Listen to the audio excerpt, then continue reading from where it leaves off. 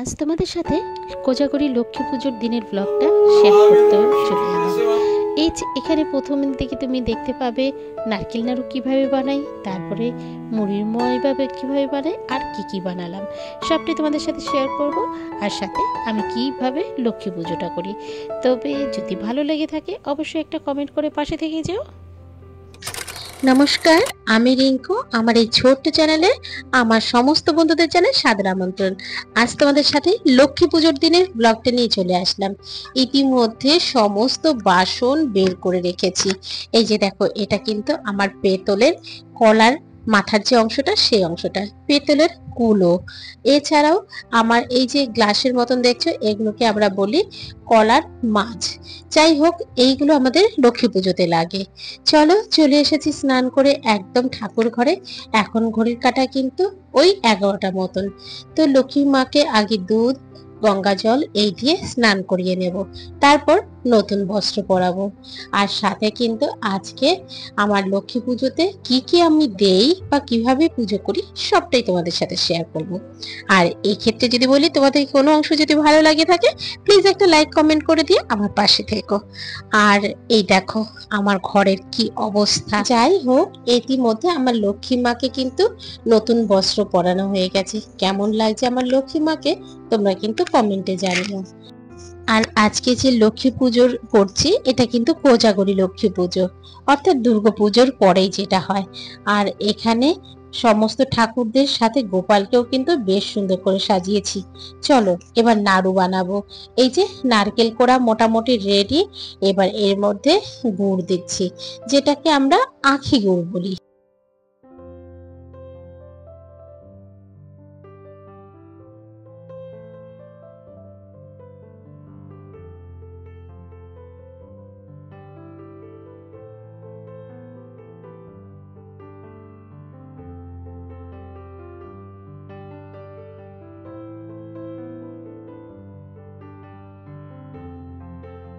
শাশুড়ি মাই প্রত্যেক বছরই কিন্তু এই নারকেল নাড়ুটা বানান, ওনার হাতে কিন্তু বেশ ভালো হয়।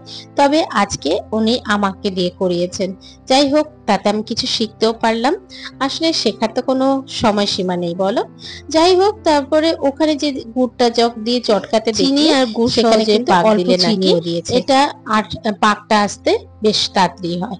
যাই হোক, চলো ইতিমধ্যে আমার মোটামুটি ঢিমে আছে নারকেলটাকে একদম ভালো করে নেড়ে চেড়ে নিচ্ছি।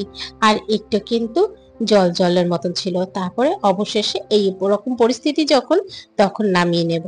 এবং নামিয়ে এই হাতার পেছনটা থেকে বেশ ভালো করে এটাকে মেখে নিতে হবে, এবং তারপরেই তৈরি হবে নাড়ু।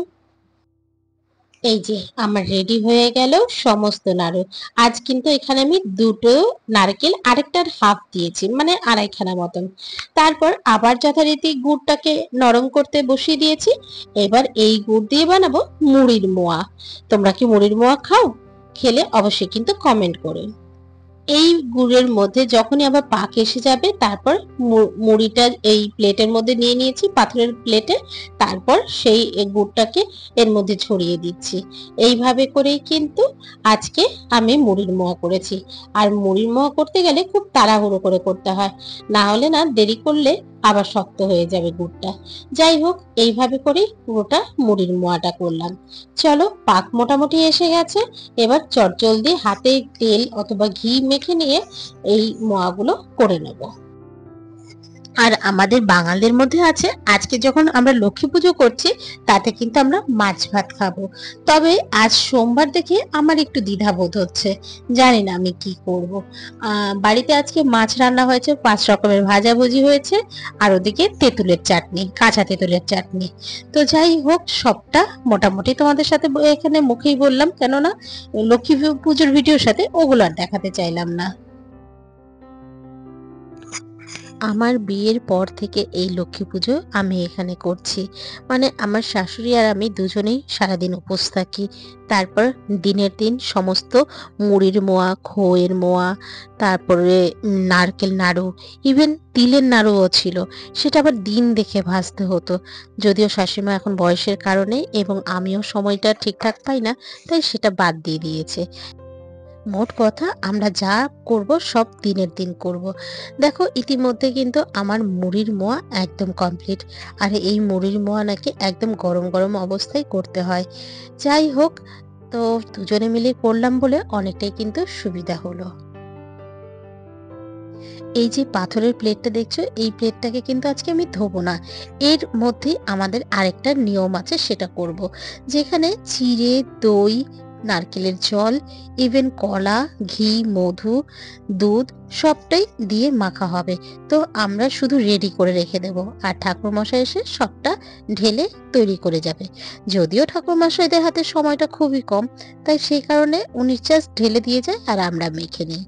আর এই দেখো, এদিকে কথা বলতে বলতে আমি কিন্তু খইয়ের মুড়কিটা একদম রেডি করে ফেলেছি। খালি দেখতে হবে যে গুড়টা সেটার মধ্যে পাক এলো কিনা। পাক এলেই মোটামুটি রেডি, তোমার যতই মোয়া বানাও নাড়ু বানাও রেডি। পাকটা আসাটাই আসল। যাই হোক, একটু বেশি করেই করলাম যেন অন্য সময়ও গোপালকে দিতে পারি। চলো, মোটামুটি ওদিকে আমার সমস্তটা কমপ্লিট। এবার চলে আসলাম ঠাকুর ঘরে। এই যে দেখছো পিঁড়িটা, এই পিঁড়িটার মধ্যে কিন্তু আমি স্টিকার বসিয়ে বাকিটা ডেকোরেট করলাম। কেমন হয়েছে একটু কমেন্টে জানিও। আর এই মাঝখানে যে গ্লাসের মতন দেখছো, এটা কিন্তু আগে কলা গাছের খোল দিয়ে বানানো হতো। যাই হোক, সেটা খুব সময় সাপেক্ষ এবং সবসময় পাওয়াও যায় না, সেই কারণে এই পিতলের গুলো কিনে রেখেছে। তারপরে রীতিমতো মা লক্ষ্মীকে শাড়ি, শাখা পলা, আলতা, সিঁদুর সবটাই দিয়ে দিলাম। এর সাথে কিন্তু চিরুনি আয়নাও দিলাম। যাই হোক, ওদিকে দেখতে পাচ্ছ লক্ষ্মীর সরার পাশে কিন্তু আমার যে নারকেল বউ থাকে সেই বউটাও রেডি হয়ে গেছে। চলো, এবার আমার আলপনাটা একটু দেখিয়ে দিই। খুব কম সময়ের মধ্যে তাড়াতাড়ি করার চেষ্টা করেছি, খুব একটা ডেকোরেশন করতে পারিনি। যাই হোক, সমস্ত জায়গায় রান্নাঘর থেকে শুরু করে বেডরুম, প্রত্যেকটা ঘরের সামনে কিন্তু দিয়েছি। এমনভাবে দিতে হবে যেন মা লক্ষ্মী আমার ঘরে ঢুকছে, সেইভাবে পাটা কিন্তু আঁকতে হয়। আর এটা বারান্দা থেকে ঠাকুরের ঘরের দিকে যাচ্ছে। এই ছিল আজকের আমার আলপনা। শঙ্খ বাজে মাকে ঘরে এনেছি, আনন্দে ধূপ জেলে আসন পেতেছি। যাই হোক, আর গান গেলাম না, যদি আমার কপিরাইট এসে যায়। ইদানিং খুব কপিরাইট পড়ছে, যার জন্য কোনো ভিডিও ছাড়তে গেলে একটু দেখে শুনে ছাড়তে হচ্ছে। চলো, এবার ঠাকুরমশাইয়ের অপেক্ষায় আমার মোটামুটি সমস্তটাই গোছানো হয়ে গেছে। শুভ সন্ধ্যা। আজ লক্ষ্মী পুজো, কোজাগরী লক্ষ্মী পুজো আমার বাড়িতেও অনুষ্ঠিত হচ্ছে। তো মোটামুটি সমস্তটাই গোছানো হয়ে গেছে ঠাকুর মশাইয়ের অপেক্ষায়। তো তোমরাও কি আজ পুজো করছো? অবশ্যই কিন্তু কমেন্ট করে জানিও কিভাবে করলে আর তোমাদের পুজো পদ্ধতি কী। যদি জানাও ভালো লাগবে। চলো, আমার ঠাকুরদের একবার একটু তোমাদের দেখিয়ে দিই। আলপনা থেকে শুরু করে হাতে মুড়ি, মোয়া, তারপর খইয়ের মুড়কি এবং নারকেল নাড়ু, এই মোটামুটি করেছি। আর যতটা পেরেছি সব করার চেষ্টা করেছি।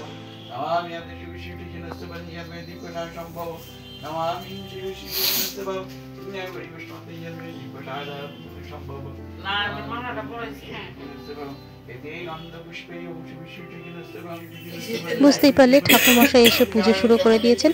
আজকে এনারা খুব ব্যস্ত, কোনো মতে এসে দুটো ফুল ছিটিয়ে দিচ্ছেন, এটাই যেন আমাদের কাছে অনেক।